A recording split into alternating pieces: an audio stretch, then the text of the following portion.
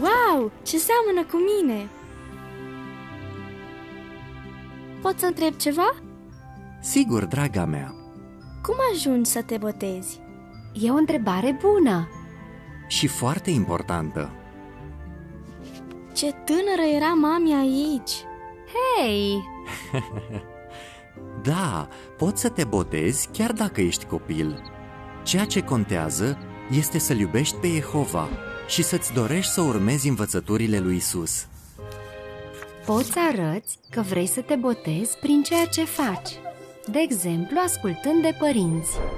Și citind din Biblie, înveți despre Jehova.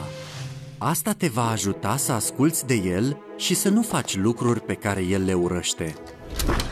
Apoi, vei dori să le spui și altora ce ai învățat, Mai ales în predicare. dar și la întruniri. E important și să-ți faci prieteni care îl iubesc pe Jehova. Dar cel mai important, trebuie să-i spui lui Jehova în rugăciune că vrei să-i slujești pentru totdeauna. De asta ne botezăm în public, ca alții să știe că ne-am dedicat viața lui Jehova. Super! Te gândești și tu să te botezi? Ce-ar fi să citești câte ceva despre pașii care duc la botez și să ne spui câteva idei la închinarea în familie? Ok!